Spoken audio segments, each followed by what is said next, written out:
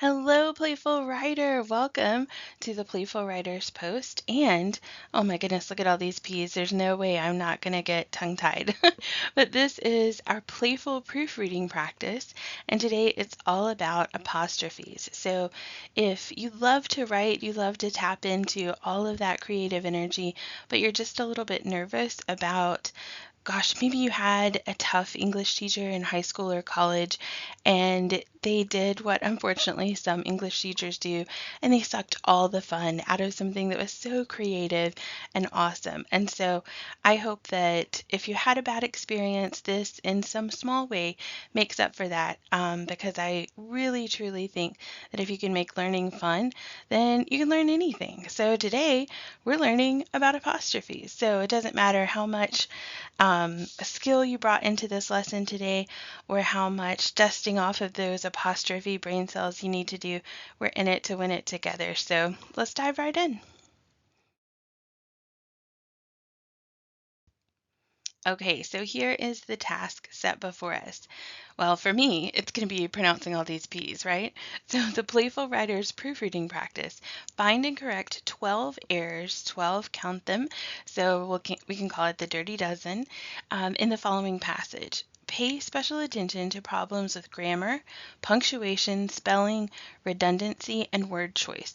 So I wrote a little passage for us all about apostrophes, but it's not just apostrophe errors that we're looking for. In fact, I don't think that I even included an apostrophe error just to kind of keep you on your toes. So it's all other sorts of things: grammar, punctuation, spelling, redundancy, and word choice. I sprinkled in some super easy ones, so hopefully we've got some confidence builders, and I also sprinkled in some tough ones. So it runs the gamut between or from easy all the way up to a little bit more difficult. So maybe if this is your first one of these proofreading practices, then maybe set the bar a little lower, like let's try to find 8 or let's try to find 9, something like that, and work your way up. But the other thing that I'm going to do for you is I'm going to tell you how many errors are in each line. So here's what I do with my class. I would love for you to try and find all 12 on your own before you see any of these clues, okay? So I would love for you to try that on your own. But this is a great way to come back and say, oh, I missed one in the first line or the second line or the third line. So let's go through and talk about the number of errors on each line. So I'm going to give you that information, and then we're going to come back and tweak this a little bit, come back and talk about all the things that should be changed in here. All right, so remember that this is by line and not by sentence, okay? So for on our first line, you should have found 2 errors, found and corrected 2 errors. On the second line, just 1. On the third line, just 1. On the fourth line, you should have found and corrected 2 errors, 0 in this line, 1, 0, 0, 1, 0, 1, 2. I didn't do anything. That's just one word, so there's nothing wrong with that, right? And then on the last line, 1 more. And if we did everything right, that should add up to 12. So I would suggest pause the video again, and if you're missing something, then that tells you where you need to maybe go back and look for those and which lines you can maybe find those. And if you had too many in a certain line, maybe this will help you kind of take some of those back out. One thing that I will say is that when you're quoting something, so there's on purpose an error in here. We talked about books for sale, but it's actually an error. But you don't need to fix that, because if you see that it's in quotation marks, we're quoting that error. So don't count that as one of your 2 in that line. So that's kind of like your pro tip there, okay? So pause the video, go back through, check these out, and then we're going to go through and find all 12, all of our dirty dozen, find and correct those errors in our passage, all right? Okay, how did you do? Did those clues help a little bit? I sure hope so. So let's get in here and talk about all of the 12 errors that are in these paragraphs, okay? Hopefully you learned something about apostrophes as well. When I was doing the research for this, I knew about that error, like the books for sale or apples for sale, but I didn't know it had a specific term, the grocer's apostrophe. So now we get to sound nerdy and awesome. And when we talk to our like grammar nerd friends, we're gonna drop that in there about the grocer's apostrophe, right? So we don't want to use language to be snobs by any means, but it's just too cool and nerdy and awesome not to try and work that into a conversation, right? So the grocer's apostrophe makes you sound like the smartest person in the room at your next social gathering. You're welcome. Haha. So here we go. It says apostrophes have two main principal functions. You guys, we already have two things just in those first, couple words. So hopefully you found that two, T-O-O, is an error because it should be the number 2, right? So I'm going to cross out this 2 and write T-W-O on top of that. I don't know if you guys can tell, I'm trying so hard to pronounce the word error correctly. I am definitely from the South, and I feel like, oh my goodness, you guys are going to make fun and be like, error. It sounds like our classic truck that just doesn't want to start on a very cold morning. So you'll have to forgive that, please. So apostrophes have two main principal functions. Hopefully you caught this as an example of redundancy, right? Because you have main and principal, that means the same thing. So all we need is one of those. Either apostrophes have two main functions or apostrophes have two principal functions. Now I might choose one word, you might choose the other, as long as we don't have both of those hanging out together holding hands and messing up our sentence, then we're fine. So I'm actually going to take out the word principal, and that's our little editing mark for removing something. So I'm going to remove the whole word principal. Another way you might do this is if you want to be a little bit clearer in that we're taking out that whole word and not just, a sentence or a letter or two, in there, you could even mark it out like that. So now we have apostrophes have two main functions: to indicate possession in the case of writer's block, and forming contractions, as with the phrase, "You're a best-selling author." We had to put that in, hype it up, right? So we're going to get apostrophes down in the New York Times bestseller list. Watch out, here we come. So there is a sneaky one hiding in this second line. I hope that you found it, but oh my goodness, it is sneaky. So we said that they have two main functions, and so here, let's see if I can highlight this instead for you. The two main functions are to indicate possession in the case of writer's block and forming contractions. Did that help you figure it out? Maybe. So when we talk about parallelism, we have to think about that the phrases or clauses in our sentence, they have to line up, they have to agree. So to indicate is actually an infinitive. When you have to in front of a verb, like to go, to eat, right? To play, to swim, whatever it is, when you have to and a verb, that is actually called an infinitive, okay? So now that we've set up our first one, and our first one is an infinitive, so to indicate, then our second one also needs to be an infinitive, or the second one here is a gerund. So what we have for a gerund is we have a verb plus that ing, and it's functioning. I should do this a little bit darker so you see that that's a plus sign. And it's functioning as a noun, okay? Like swimming is fun. If you just glanced at the word swimming without reading that entire sentence, you would probably say that swimming is a verb because it looks like a verb, acts like a verb, walks like a verb, quacks like a verb, like all the things.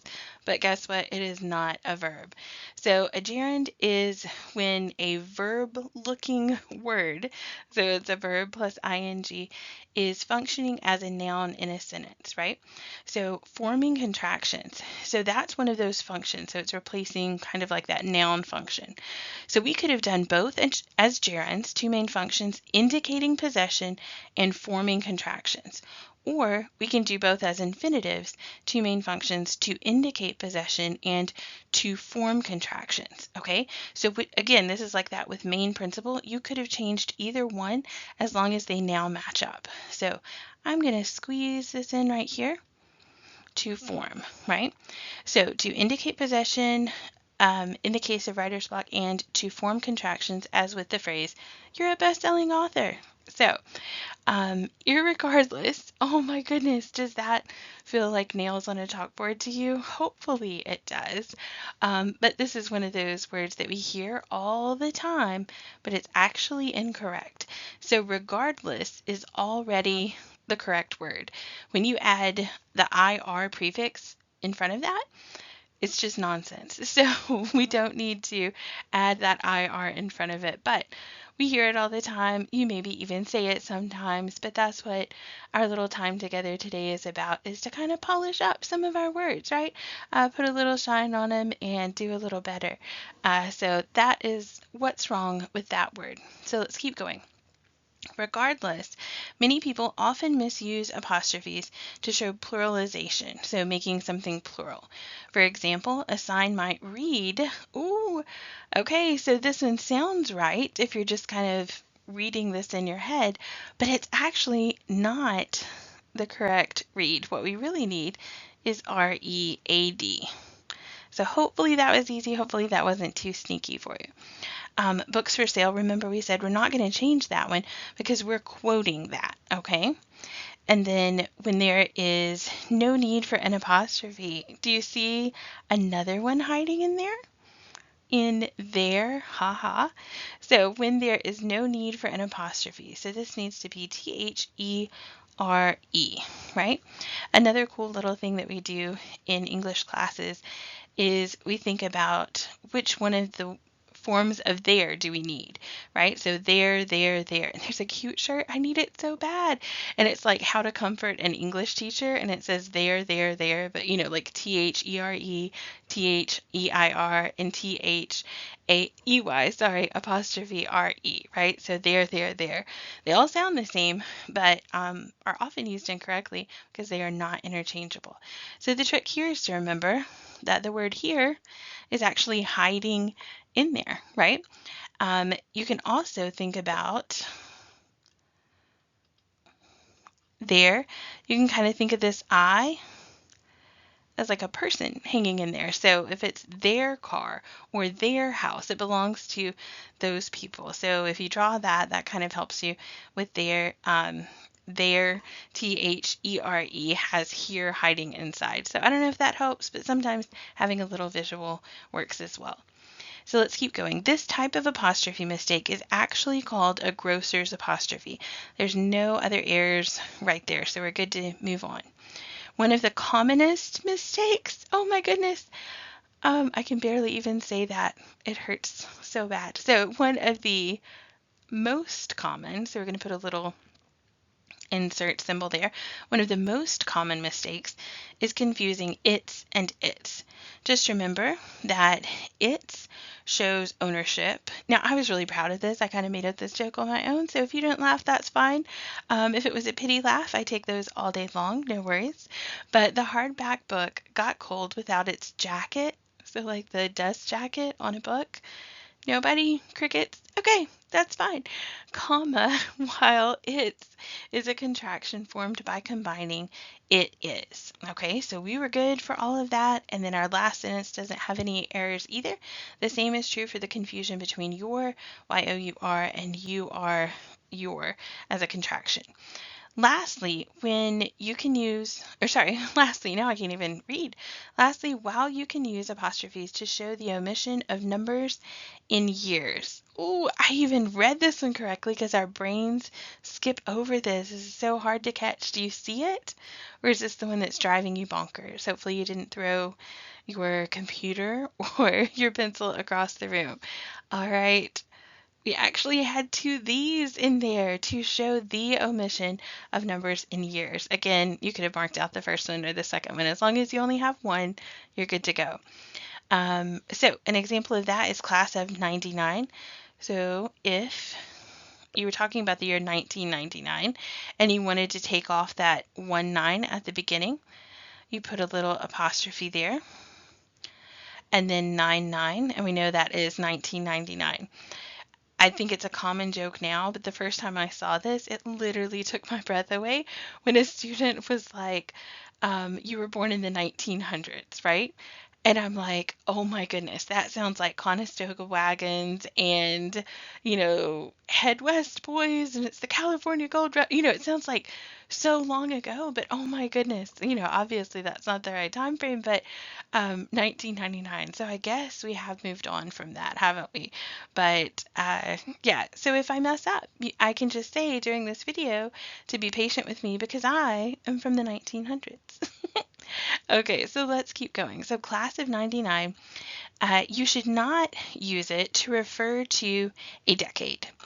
The 90s, and we see this all the time, it's actually so prevalent that some style manuals have started to kind of accept it. I really researched a little bit more and tried to follow that Chicago Manual of Style, but the nerdy English teacher in me is kind of like, I hate it that we misuse a word so often that it just becomes acceptable. Like the word literally, for example. We have what they call now kind of like the traditional definition of literally, which is what you and I might think of as it actually has to be literal. And then the more kind of slang term for literal, and we can all picture maybe someone younger saying, I am literally freezing to death. No, it's just, 66 degrees and you're fine. Put a jacket on, right? So you're not literally freezing to death. So, but like I said, as language evolves and things become more accepted, sometimes you start to see these, again, what we might call, those of us from the 1900s might call an actual error. They start to become accepted first as slang and then maybe as even more traditional usages of those words. So, officially, we're not really supposed to do this like this. The 90s had the best music, but it's becoming a little bit more prevalent. But I stick to the actual rules that we've learned and what is acceptable right now. So it says, in fact, if you ever want to turn a decade or a century into a possessive adjective, and here was the sneaky one in this one, that should be one word, okay? One word there. So if you ever want to turn a decade or century into a possessive adjective, you would put the apostrophe after the S. Now, doesn't this look funny to us, right? The 1990s apostrophe music was superior. Okay, I can't wait to see the comments on this one, right? So let's see if you can argue for the 80s or the 70s or, the 2000s music. So what do you think? But it says that this is according to the Chicago Manual of Style. And we have two problems here. A sneaky one here. Hopefully you saw that. According was spelled incorrectly and needs another C. And Chicago Manual of Style needs a capital C. All right, so Chicago Manual of Style. Hopefully now you will feel confidenter. Oh my goodness. When we are comparing two things, we can put ER at the end of a word if it's a shorter word, fewer syllables, but confident has 3 syllables, so that's not going to fly. So hopefully now you will feel more confident using this little comma to the top. And I'm not going to extend this video and make it any longer telling you that story again, but it's the cutest little story about a nickname for the apostrophe called comma to the top. All right, so how did you do? Hopefully you found those dirty dozen that were hiding in plain sight. And like I said, kind of use this as a baseline and see how many you got and try to keep setting the bar, raising the bar every week and thinking, I'm going to try to go for 9 this week or 10 this week. But if you found all 12, high five. I'm so proud of you. And if you only found 1 or 2, I'm still so proud of you because you showed up and we worked on our writing a little bit today and hopefully had some fun doing it.